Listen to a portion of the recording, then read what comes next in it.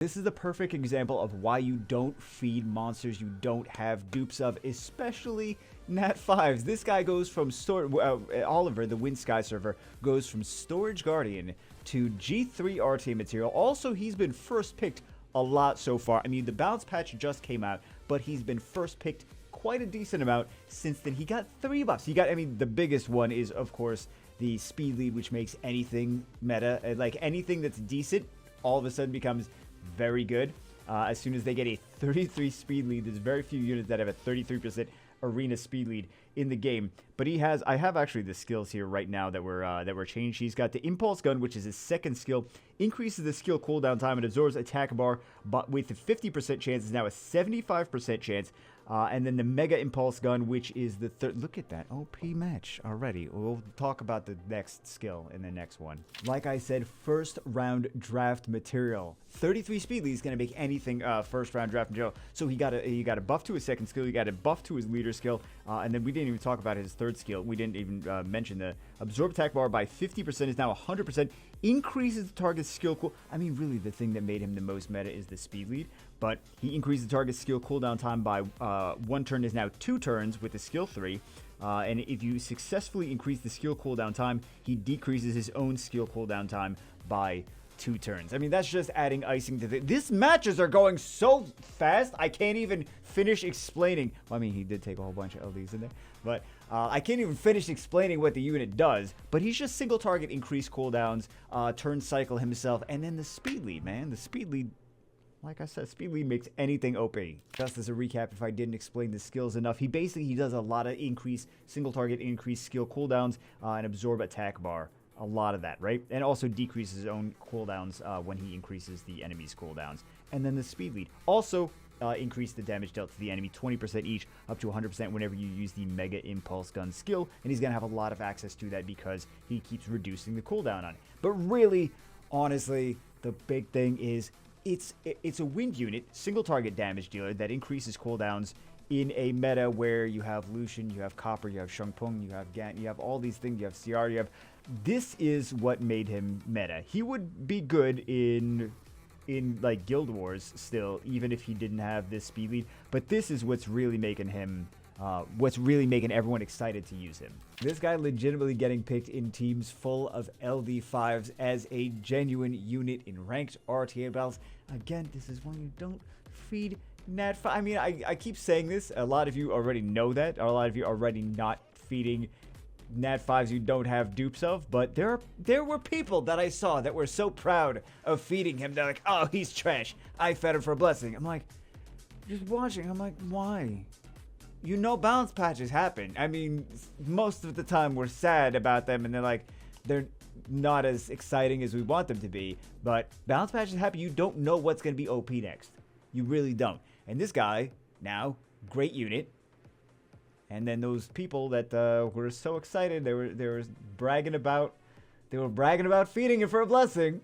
He's crap. I fed him for a blessing. Okay. But that's what happens, though, right? That's what happens. So we see all these increased attack bars, decreased attack bars. There's like 5,000 attack gauge manipulation things going on. There really is, because Ragdoll's increasing attack bar. Oliver's decreasing attack bar. Then we got the Beast Rider. She's doing all kinds of stuff. Actually, as soon as she goes down, as soon as Ragdoll gets turned and she goes down, they're going to stack it. And then they're going to be in a great... Oh, never mind. Okay, so they're done for. They're done for. GG. We are about to see a comp that would not have worked less than 24 hours. Literally a few hours before I'm recording this would not have been a comp that would have worked or won anything. So we got the Dark Sky Surfer. We got the Wind Sky Surfer. Dark Sky Surfer, his passive is when your allies have their attack gauge decreased, when the enemy uses an attack gauge decreasing skill, his allies will increase their attack gauge. So we should see it right there. Increase attack bar for everything. Cuts in, gets some strips, gets 1 stun over there. Increase cool time, decrease attack bar. Oh my god. So much attack gauge manipulation though. And then the passive of cutting in with their team. There's a lot of attack gauge increase. Oh my god, with those oracles too. Oh my god, with those oracles too. I'm realizing how nasty the Dark Sky Surfer. I have the notes here. How nasty the Dark Sky Surfer with the oracles is. Dark Sky Surfer passive, new passive, increase attack bar of all allies by 10% each if the enemy target decreases an ally's attack bar during an enemy's turn. In addition, increases the effective attack bar increasing skill of all allies by 50%. Oracles do 15% attack gauge increase with each hit for skill 1, which is 45%. Double that with the Dark Sky Surfer on the field. That means they get 90% attack gauge increase with skill 1. I stick that with a vertiheal. Stick that with oh god. I want to ask what that guy's icon is, but I'm kind of afraid to find out the answer because I think I know the answer, but I don't know if I know the answer. Anyway, we've got 2 speed leads. We've got we got several units that increase cooldown. 2 speed leads, 2 AoE strippers against How to Play. How to Play is playing a passive bruiser, cleanse, immunity, revive things back from the dead sort of team. There's no heals on the other player's team, so all of the time they're going to hit that dark unicorn. I mean, it's not a new buff, but from like a few patches ago, dark unicorn reflects damage to the whole team now. So kind of an interesting situation there. Do they actually, as soon as they kill that Oki, they got stacked already. Are they going to be able to come back from this? Mega Impulse Gun. Okay. Decrease attack bar. Increase cooltime. They're going to keep trying to decrease attack bar as much as possible. Okay. So, they are at... As soon as that unicorn takes the bomb, then they have...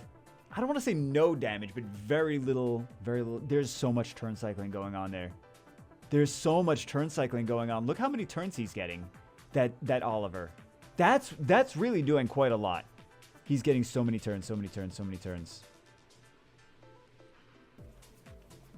I'm very excited to see to see this match come to fruition. Okay, so now this is just a Water Ryu solo. We're talking about the Fire Ryu getting buffed. This is a Water Ryu solo situation, isn't it? Or is it? That was down to the wire. That was down to the wire. Oliver did great there, actually. Water Ryu wound up soloing, but Oliver still did great. I know you're expecting the Oliver on the right-hand side from the person that's been picking the Oliver, but actually, it turns out, like I said, a lot of people picking Oliver. He's a really good unit. So Triton against the Hey Gang. Let's see how... So actually, the Water Ryu is still going to... They're going to AoE. Let's see how much the attack gauge reduction versus the attack gauge increase. So reduced it, increased it. The Triton extra 10% attack gauge reduction did actually help over there, but the Ryu is going to take a turn anyway. Just if he gets attacked at all, he's going to take a turn. So let's see what happens. So let's see what winds up happening, guys. It looks like with that bomb there, it looks like... Oh, it gets I forgot about that. It gets cleansed now. He took... How? The bomb gets cleansed. He cleanses things when he's glanced on after his buff, because he just got buffed literally a couple hours ago, and I didn't even take a look at him yet. That is going to be super nasty. How is he going to... He's going to have to Wusa this. He's going to have to kill it with Wusa. How's it going to... Oh my god, he's so nasty. He's so nasty. Oh, the bomb, cleansing the bomb. Because he would have been done for. Like, that would have been game before the patch. And now... There's no way they can beat it. There's no way they can beat the Fire Ryu. So we didn't see an Oliver win, but we did get to see Fire Ryu cleansing a bomb after the buff, which actually led to their win. What am I watching? This is an interesting battle. Okay, we get to also see Sun Zhenglao after the buff. Gets the first turn with Yen Hong, because 33 speed lead, right? And then going to CC everything, except for Sun Zhenglao, but he's going to not stun anything, because he didn't... Oh, he actually did get the stuns and defense breaks. Increase cooltime. There we go. Samoth not coming back from the dead. And now he's just going to increase the cooltime on everything, decrease the attack gauge. Look at this turn cycling. Look at this turn cycling. Increase cooldown, increase cooldown. Look at this. Look how crazy that is. And he's going to get another turn too in a second. That's a perfect example of how strong this guy is now. We're going to get to see a lot of buffed stuff in this match. There's so much stuff that was buffed. Both monkeys got buffed. Both Sky Surfers got buffed. We're going to get to see all of this stuff. We get to see the infinity invincibility from this water monkey as soon as he actually gets anything. Okay, so he's definitely going for the monkey first because he doesn't want all the invincibility there. Okay, now he's gonna have to go. That's not gonna land anything. He's got the glancing hit. Oh, I mean it did, and then also the not 100% activation as well. So, well, actually, he also has the skill cooldown. He's got the skill cooldown with a light. This is all just LD battles. This is all just LD battles. Light totemist, dark monkey, dark surfer, dark art master, dark dragon. Oh my god, what happened to RTA? Oh right, hundreds of thousands of dollars per player. That's what happened to RTA. I don't know why I asked because honestly I knew the answer. So, and that's one of the things. It would help if I said something first. But one of the things about the water monkey, people saying he's gonna be super OP. There's enough stuff that people just bring in that have strips, right? So anything with strips, Shungpung, Diana, a lot of things that people are already picking in RTA. Sekhmet also. Again, I mean, Sekhmet's not gonna land at half the time on the water monkey, but I don't think it's really as crazy OP. I think people are gonna realize that he's useful, he's good, and they didn't give him enough credit before. Well, people were using him, but then they stopped using him because things changed, metas changed, etc., etc. But he's actually he's been pretty good. So people are gonna use him now until they forget about him eventually. And they'll be like, oh, water monkey, what's that?